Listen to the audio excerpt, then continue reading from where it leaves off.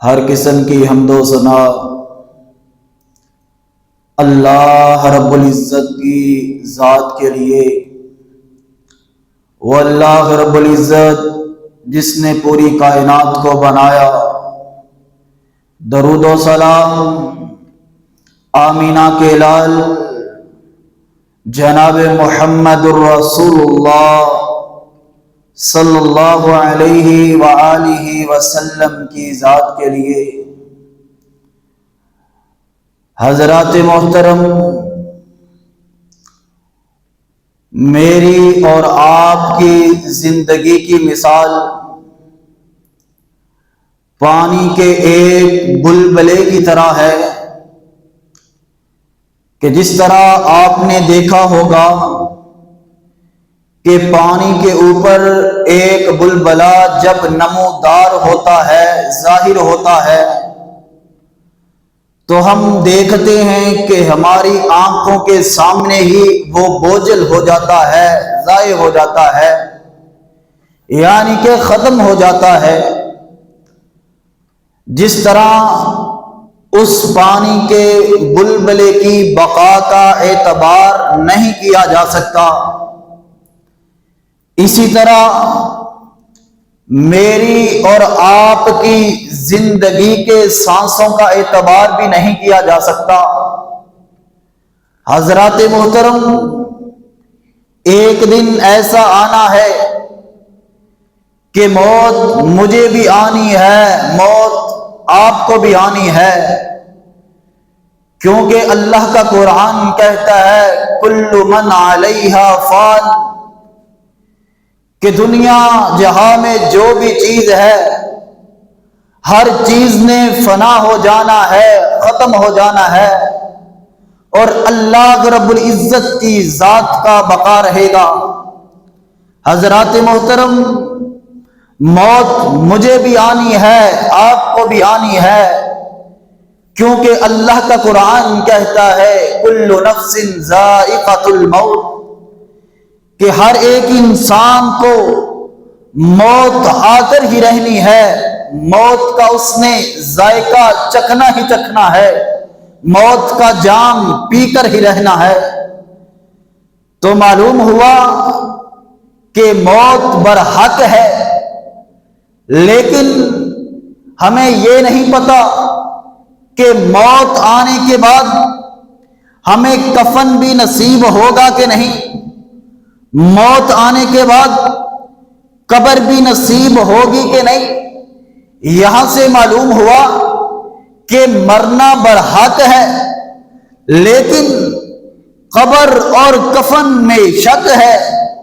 حضرات، تو اس لیے ہمیں اللہ کے قرآن پہ غور کرنا چاہیے۔ اللہ رب العزت فرماتا ہے یا ایھا الذین آمنوا اتقوا اللہ، اے ایمان کا دعویٰ کرنے والو، اللہ رب العزت سے ڈر جاؤ، وَلْتَنْظُرْ نَفْسٌ مَّا قَدَّمَتْ لِغَدٍ، اور اپنی آخرت کی فکر کرو، وَاتَّقُوا اللَّهَ، اور اللہ رب العزت کی ذات سے ڈر جاؤ، إِنَّ اللَّهَ خَبِيرٌ بِمَا تَعْمَلُونَ، کیونکہ اس دنیا میں رہ کر کے جو بھی تم اعمال کر رہے ہو، اللہ رب العزت آپ کے ہر عمل سے باخبر ہے، واقف ہے۔ تو حضرات، آج کل کے نوجوان کو دیکھا جاتا ہے، اس کو پتہ بھی ہے قیامت آنی ہے، موت آنی ہے، اللہ کے سامنے جواب دینا ہے، لیکن اس کے باوجود کیا کرتا ہے؟ وہ کیا کرتا ہے کہ زنا کرتا ہے، اور چھپ چھپ کے کرتا ہے۔ اگر اس سے پوچھا جائے اے نوجوان یہ زنا چھپ کے کیوں کر رہا ہے، آگے سے کہتا ہے اگر لوگوں کے سامنے کروں گا، سرے عام کروں گا، لوگ مجھے ماریں گے، لوگ مجھے جلا وطن کر دیں گے، لوگ مجھے چھوڑیں گے نہیں۔ اور آج کا نوجوان شراب چھپ چھپ کے پیتا ہے۔ اگر اس سے پوچھا جائے اے نوجوان شراب چھپ کے کیوں پی رہا ہے، کہتا ہے اگر سب کے سامنے پیوں گا، علاقے کا ایس ایچ او تھانے دار مجھے پکڑ کر کے حوالات میں بند کر دے گا۔ یہ کیسا قانون ہے کہ ایک انسان جو اس کو دیکھ نہیں رہا اس سے چھپ کر زنا کر رہا ہے، ایک انسان جو اس کو دیکھ نہیں رہا اس سے چھپ کر شراب پی رہا ہے۔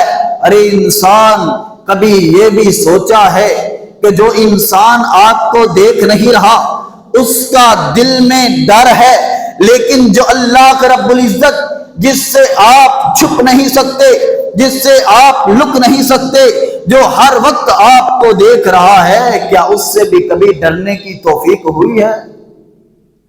حضرات، اللہ کہتا ہے یا ایھا الذین آمنوا اتقوا اللہ، اے ایمان کا دعویٰ کرنے والوں، اللہ رب العزت کی ذات سے ڈر جاؤ۔ صحابہ کرام کو دیکھیے نا، میرے پیغمبر کے برگزیدہ صحابی حضرت عبداللہ بن رواحہ رضی اللہ تعالی عنہ اپنے گھر میں تشریف فرما ہے، گھر کے مکان کے اندر بیٹھے ہوئے ہیں، بیٹھے بیٹھے اچانک رونا شروع کر دیتے ہیں، زاروں قطار آنکھوں سے آنسو بہانا شروع کر دیتے ہیں، آنسو ہچکیوں میں تبدیل ہو جاتے ہیں۔ عبداللہ بن رواحہ رضی اللہ تعالی عنہ کی بیوی آتی ہے، آ کے پوچھتی ہے میرے سر کے سرتاج کیا وجہ ہے؟ کوئی پریشانی آ گئی ہے؟ کوئی مصیبت آ گئی ہے؟ کیا مسئلہ بن گیا ہے؟ عبداللہ بن رواحہ کہتے ہیں مجھے کوئی پریشانی نہیں، کوئی مصیبت نہیں، کوئی تکلیف نہیں پہنچی۔ پوچھا پھر رونے کی وجہ کیا ہے؟ قربان جاؤ، عبداللہ بن رواحہ کہتے ہیں مجھے بیٹھے بیٹھے اللہ رب العزت سے ڈر لگنے لگ گیا ہے، بیٹھے بیٹھے مجھے آخرت کی فکر لگ گئی ہے، اس لیے آخرت کو یاد کر کے میں نے رونا شروع کر دیا ہے۔ یہ کون؟ عبداللہ بن رواحہ، میرے پیغمبر کا برگزیدہ صحابی عبداللہ بن رواحہ۔ کون عبداللہ بن رواحہ؟ جن کی جیب میں جنت کا ٹکٹ ہے، آج ان کو آخرت سے ڈر لگتا ہے، جہنم کی آگ سے ڈر لگتا ہے، اللہ رب العزت سے ڈر لگتا ہے۔ آج کا نوجوان جو طرح طرح کے گناہ کرتا ہے، اللہ رب العزت کی حدوں کو پامال کرتا ہے، رسول اللہ کے فرامین کو فراموش کرتا ہے، اس کے باوجود بھی دل میں اللہ رب العزت کا ڈر نہیں۔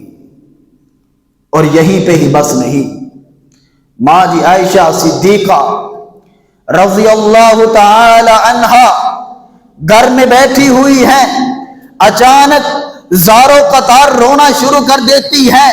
روتے ہوئے میرے پیغمبر علیہ السلام جب گھر میں تشریف لے کے آتے ہیں، دیکھتے ہیں ماں جی عائشہ زاروں قطار رو رہی ہیں، میرے پیغمبر پوچھتے ہیں اے عائشہ رونے کی وجہ کیا ہے؟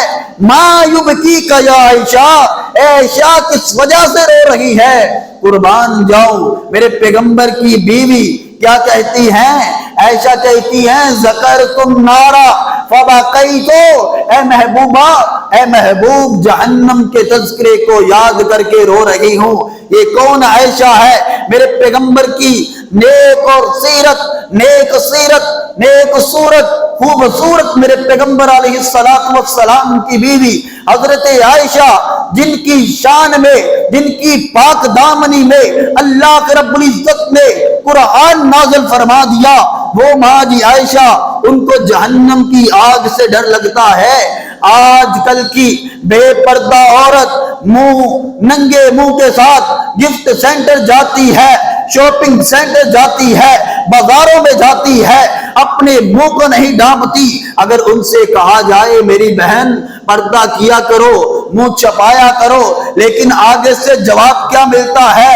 جواب ملتا ہے 2026 کے نیو ماڈرن دور میں بھی کیا آج کل پردہ کرنا ضروری ہے؟ میں اس اپنی ماں سے، اس اپنی بہن سے کہنا چاہتا ہوں آج پردہ کرنے کی عادت ڈال لے، ایسا نہ ہو کہ کل ایک وقت ایسا آئے سب سے پہلے تیرا چہرہ کفن کی چادروں میں لپیٹ دیا جائے، اس کے بعد تیرے چہرے کو قبر میں دفن کر کے قبر کی سلیبوں کے اندر چھپا دیا جائے، اور اس کے بعد منامن مٹی کو تیرے اوپر پھینک دیا جائے، تب تیرے چہرے کو کوئی دیکھ بھی نہیں سکے گا۔ اگر آج اپنے چہرے کو چھپانے کی کوشش کر لے گی تو کل نبی علیہ السلام ماں جی عائشہ صدیقہ رضی اللہ تعالی عنہا کو اپنی ماں کو منہ دکھانے کے لائق سمجھو گی۔ اگر آج اپنے چہرے کو نہیں چھپاؤ گی تو کل اپنے چہرے کو چھپاتی پھرو گی۔ تو آج میں کہتا ہوں وہ ماں جی عائشہ جو نیک ہیں، خوبصورت ہے، نیک سیرت ہے، میرے پیغمبر کی بیوی ہے، کوئی گناہ نہیں کیا، اس کے باوجود جہنم کی آگ سے ڈرتی ہے۔ اور آج کی ماں اور بہن کو بھی کہتا ہوں اپنے دل میں اللہ کا ڈر پیدا کر لے، اپنے دل میں اللہ کا خوف پیدا کر لے۔ ایسا نہ ہو کہ ایک وقت آ جائے کہ اپنے آپ کو بچانے کے لیے آپ کے پاس کوئی چارہ ہی نہ ہو۔ تو آج سے ہی تیاری کر لیجیے۔ اور یہیں پہ ہی بس نہیں، یہ تو صحابہ کرام، یہ تھی ماں جی عائشہ کہ جنہوں نے جہنم کی آگ سے ڈرتے ہوئے رونا شروع کر دیتے تھے۔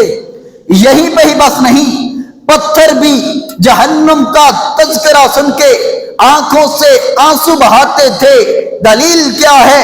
اللہ کا قرآن کہتا ہے وَإِنَّ مِنَ الْحِجَارَةِ لَمَا يَتَفَجَّرُ مِنْهُ الْأَنْهَارُ وَإِنَّ مِنْهَا لَمَا يَشَّقَّقُ فَيَخْرُجُ مِنْهُ الْمَاءُ۔ موسیٰ علیہ السلام کا ایک مرتبہ گزر ایک پتھر کے پاس سے ہوتا ہے، چھوٹا سا پتھر ہے اور پتھر کے اندر سے بے بہا پانی بہ رہا ہے۔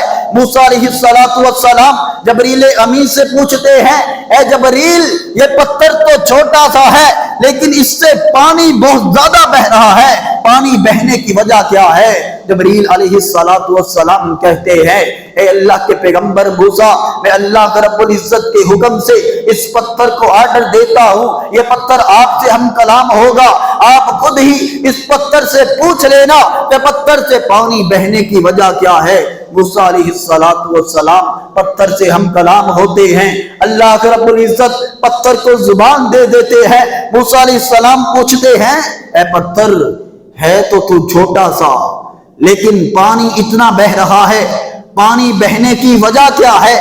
وہ پتھر بول کے کہتا ہے اے اللہ کے پیغمبر موسیٰ، جب سے میں نے اللہ کا قرآن سنا ہے وَإِنَّ مِنَ الْحِجَارَةِ لَمَا يَتَفَجَّرُ مِنْهُ الْأَنْهَارُ کہ قیامت کے دن اللہ رب العزت نے پتھروں کو بھی جہنم کی آگ میں پھینک دینا ہے۔